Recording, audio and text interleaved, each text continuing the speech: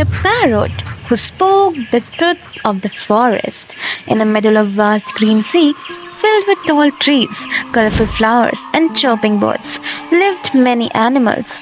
Some were big like elephants and tigers, some were small like rabbits and squirrels, and up in the trees lived a parrot named Mitra. Mitra was not an ordinary parrot. His feathers shone like emerald leaves, and his voice was sweet and clear.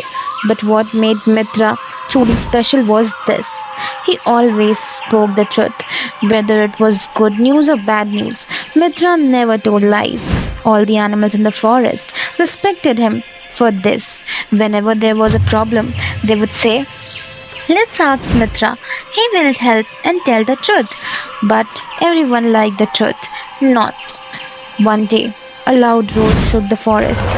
It came from the jungle king, Lion Rudra, who ruled the jungle from his own stone cave. "Call every animal to the riverbank tomorrow morning," Rudra shouted. "I have an announcement to make." Next morning, all the animals gathered by a big blue river. The sky was bright, but the air was full and tense. Lion King Rudra stood tall on the rock and said, "From today onwards, I shall build a new palace in the middle of the forest. To do this, I will cut down 50 trees." A murmur spread across the animals. The birds looked sad, the monkeys looked worried, and even the deer bowed their heads. Suddenly, then Mitra, the parrot, flew and spoke clearly. "But King Rudra, those trees are home to many ears and animals. If you cut them, where will the birds and the nest will go? Where will the bees go? Where will the shade come from?" Rudra growled. "Are you questioning your king?" "I am not only speaking the truth," said Mitra calmly. The lion roared. "Then you had to blame yourself. Don't take it to me." The Mitra was shocked. The forest was silent. The next day, workers began to cut the trees. The parrots flew away. The squirrels lost their home, and the monkeys cried for their favorite branches that fell. But Mitra did not give up. He fell from the tree to tree and talking to every animal. "We must protect our forest," he said. "It's not just a place to live, it's a life itself." Soon the animals began to whisper, "Maybe Mitra is right, but Rudra is strong. We are scared." One evening, Mitra went to visit Sadhu Baba, the wise old man who loved and lived at the edge of the jungle. "Baba," said Mitra, "the king lion destroyed our home. I want to stop him, but I am the only small bird." Sadhu Baba smiled gently. "Even a small match can light a fire," he said. "Speak the truth louder, the forest will hear you." The next morning, Mitra flew to the sky. He called out across the jungle with a sharp, sweet voice. "Listen, my friends, the truth must not be silent. We are losing our trees, our homes, and in future, we may lose many more things." Jungle came alive. The frogs croaked louder, the owls shooted, and the monkeys were banging on the branches. The elephants trumpeted, and the forest echoed with one message: "Save the trees, save our forest." And just then, Lion Rudra could not sleep. The jungle was too noisy. The next day, he called out another meeting. "I heard your cries," he said. "Why are you making this noise?" This is a time a young rabbit stood up. "We were scared, Your Majesty, but we are also sad. We miss the shade, we miss the birds, and Mitra is right." Then old tortoise added, "I have lived under these trees for 80 years. Not only just trees, they are my families." And then all the animals stood together. They turned to Mitra and flew from one place to another. "Your Majesty," said Mitra kindly, "you are the king of the jungle, but even king must listen to the truth." King Rudra was quiet. For the first time, he looked at the animals, not as a subject, but as his friend. He took a deep breath. "I was poor and blind. I am sorry," he returned to the crowd. "I cancelled the tree cutting. We will protect our forest." The forest cheered. Birds flew high, monkeys danced, and the river sparkled. Mitra, the little parrot, smiled. From that day on, Mitra became the voice of the forest. Even Lion Rudra would ask Mitra, "What do you think?" So, dear children, the jungle teaches us an important lesson. The truth may be small, but it is powerful. Never be afraid of speaking the truth. Jungle music fades out, and birds are happy. When the forest went silent, a tale of true friendship in the middle of the bright green happy forest, where birds chirped and river giggled and the tree danced in breeze. There was always a song in the air. Every morning the forest would come alive with sounds, monkey chattering, bees buzzing, frog croaking, and the birds singing sweet melodies. But in this cheerful forest, the loudest and the happiest voice belonged to the little rabbit named Rumi. Rumi had long ears and a pink nose and a voice that floored everyone. "Good morning, Mr. Owl." "Hello, Daisy dear." "Nice jump, Kiki the kangaroo." He greeted everyone. He made others laugh with silly songs and always had the time to help friend. But Rumi's very best friend in the whole forest was Timo the turtle. Timo didn't say much. He moved slowly, always calm and quiet. He liked sitting under the mushroom, reading self books, and listening to the river. Rumi and Tino were different, but their hearts were same. They played every day. Rumi would race around while Tino slowly made his way to the catch up. They picked berries, played hide and seek, and sometimes just sat under a tree doing nothing but being together. One day, while the forest was full of sounds and smiles, a strong wind blew through. Bush. Leaves flew, branches bent, tree swayed widely, thundered, rumbled far away. All the animals ran to the fine shelter. After the storm passed, the forest looked different, wet, muddy, and quiet. But something feel worse had happened. Rumi was gone. The animals searched everywhere. Behind the trees, under the rocks, near the pond, no sign of little rabbit. "Maybe he ran too far for this side of the forest," he said the parrot. "Or maybe he is stuck in the marble bush." Then one evening, Tino did something no one expected. He stood up, packed some berries, tied a leaf stack on his shell, and said, "I'm going to find Rumi." "But you are too slow," Tino said. "It was dangerous outside the forest," warned the owl. Tino didn't stop. He would to do the same for me, and so the turtle began a long journey for all of us. He crossed streams, he climbed hills, he walked through the thorny bushes, he slept under the stars and woke up with a hope. One day, near a small village on the forest edge, Tina heard something, a soft voice humming. "Berries are red, berries are blue. I miss my forest and friends so true." Tino's eye widened. Rumi. He followed the voice and found a small garden with hidden human house, and there under the basket was a small rabbit, Rumi. "Rumi!" Tino cried. Rumi looked up, eyes widened. "Tino, it's really you?" They hugged tightly. "How did you find me?" "I followed the silence," said Tino. "The forest, miss your voice," Rumi explained. "The storm swept me far. A kind girl found me and kept me safe. But I miss my home every day." The next morning, Tino waited near the garden while Rumi tapped into a gentle window. The little girl Myra smiled and opened the basket. "Want to go home, don't you?" Rumi nodded. Myra picked up him gently and carried the forest edge. "Goodbye, little rabbit. Be happy." Just then, Rumi free. The journey was long. They reached the forest and all the animals gathered in shock and joy. Rumi is back. And then that day onwards, no matter what happened, Rumi never stopped singing. But he always made sure to sit quietly with Tino sometime under the same old tree, smiling, saying nothing, just holding the silence gratefully because he understood that even a quiet friendship can speak the loudest. So kids, today's moral of the story is true friendship isn't about noise or fun, it's about being there, especially in silence. Real friends never stop looking for each other. So kids, that's it for today's video. Thank you so much for watching. Frodo, the frog's leap of faith. In a peaceful little pond at the edge of the forest lived a tiny green frog named Frodo. Frodo was cheerful, curious, and loved to sing in the rain. He had the bounciest legs, and the happiest smile in the whole pond. But there was one thing Frodo was scared of jumping across the Great Rock Gap. The Great Rock Gap was a row of three slippery stones between the pond and the big meadow. All the grown up frogs could leap across easily, but some did even flips in midair. Frodo, however, was always froze that he can reach the edge or not. What if I sleep?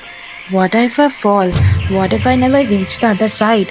His friends would giggle and say, "Come on, Frodo, you will never be real jumper if you don't leap."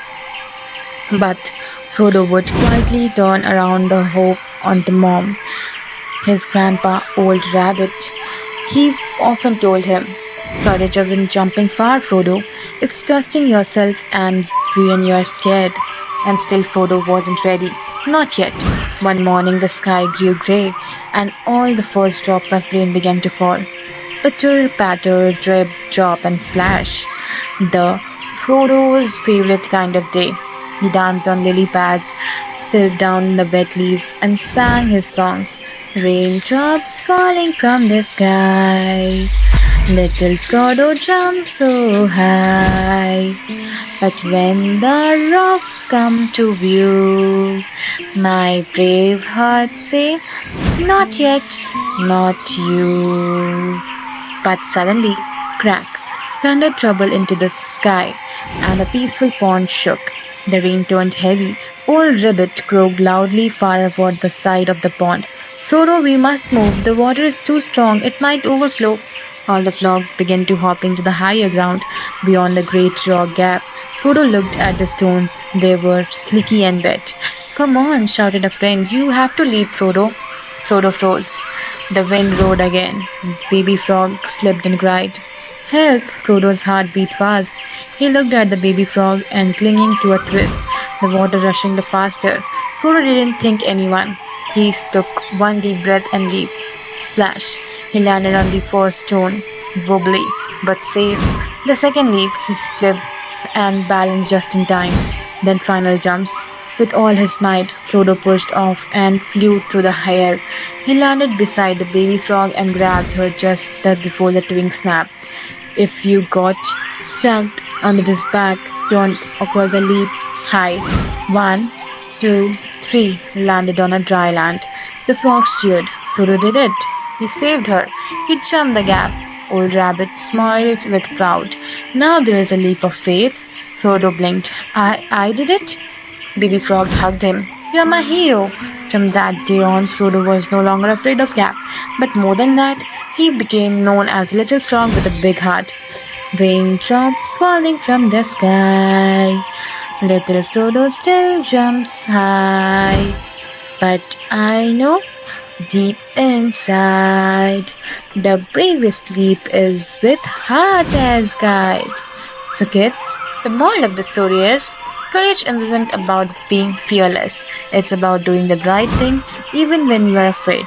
Something your biggest leap comes from heart. So kids, that's it for today's video. Thank you so much for watching.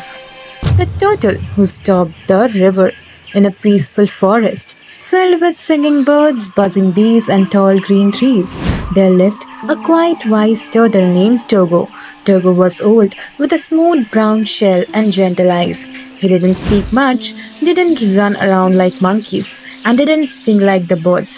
But whenever he spoke, the whole jungle listened. He lived by the edge of the river, near the bend, where the water was calm and cool. Every morning, Togo would slowly walk to the riverbank, take a deep breath, and smile. "This river feels life," he would say to the trees, animals, and me. All the animals respected Togo, and the elephants asked for his advice. The frog told him jokes. Even the grumpy crocodile would nod politely when Togo passed by. But one day, something strange happened. The river was always flowed fast and clear, began to slow down. The birds first noticed. "The water is not moving as it should," said the kingfisher. Then the first fish began to panic. "The current is weak. We will get stuck." Soon, water turned muddy. Frogs croaked loudly. Trees, green each, became droop. Togo slowly made his way to the center of the forest. where the animals gathered in worry. The river is changing, said the deer. Something is wrong. It should be blocked, said the owl. Maybe a tree has fallen upstream. Togo looked up. Then shall I go and see? The animal gasped. You? But Togo, you are old and slow, said the parrot. The jungle is far in danger, added the fox. Togo smiled gently. Sometimes even the slow steps can save the day. And with that, he began his journey, one step at a time. He walked through the thick jungle, over the roots and rocks, although through the grass and thorny bushes. Horns passed. The sun rose high and then began to fall, but Togo kept walking. Finally, he reached a part of the river no animal visited ever, and what he saw made him heart shrink. A giant tree had fallen across the river, blocking it completely. Behind it, the water has piled up. In front, it was barely moving. Animals were trapped both the sides. Oh dear, Togo whispered. This is bad. Suddenly he heard a cry. Help, help! It was a family of otters stuck between the rocks and rising water. I will help you, Togo called, slowly climbing down. With a great effort, he lifted his heavy shell and pushed a rock aside. Go now, he said. The otter swam out safe, but the water was rising fast now. The tree was heavy, too heavy for one turtle. Togo looked down, around. I must stop more water from building up. He had an idea. He crawled into a small space near the tree trunk and wedged his body tightly, using a strong shell as a barrier. The water hit him fast and rough cold, but he held on. Hours passed. The parrots were getting very scary. In the jungle, the animals were searching for Togo. Everyone was asking, where is Togo? We must find him. A group of brave animals followed his path. The animals, the elephants, the monkey, the deer, the fox, and even the grumpy crocodile rushed towards the blocked river. When they arrived, they saw something incredible. Togo was holding the water and his shell, trying to shake but brave. He is saving us. We must help. With a loud roar, the animal pushed together. The elephants used their trunk, the crocodile bit into the log, and the monkeys tugged vines. Crack! The tree moved. Crash! The water burst forward clean and fresh. The river flowed again.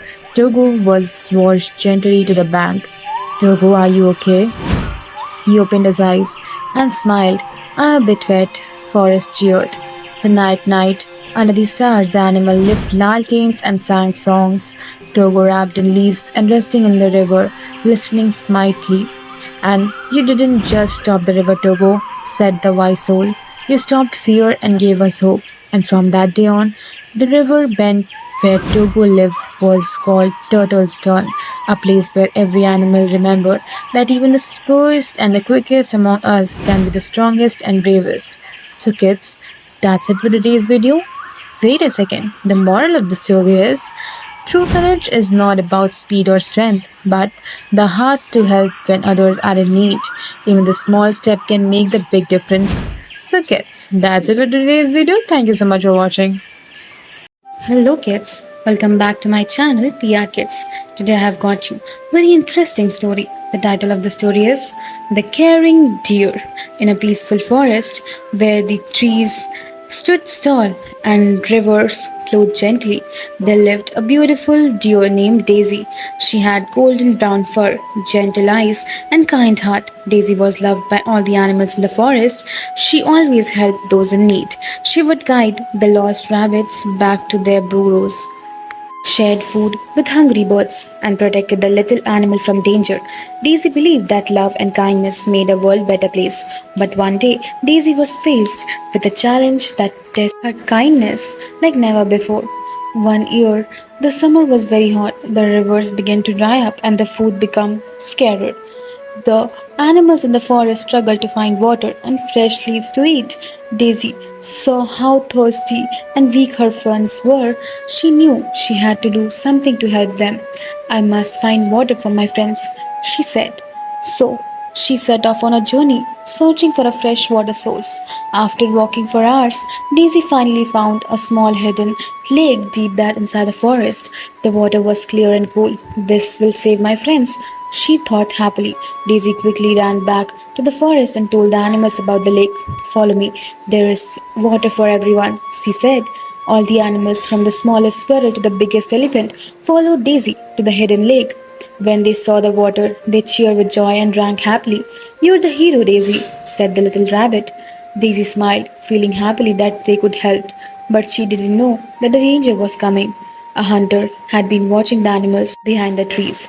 He had seen Daisy leading to the water. What a beautiful deer, the hunter thought. I must catch her. The next day, the hunter set a trap near the lake. It was a big net hidden under dry leaves. When Daisy came to the lake to drink water, she stepped onto the trap and suddenly, smush, the net closed around her. Daisy struggled, but the net was strong. She was trapped. The other animals saw what happened and panicked. We must save Daisy, the monkey cheered. But how? The hunter is coming, cried the birds. Just then, the idea came to Daisy's mind. Listen, friends, she said.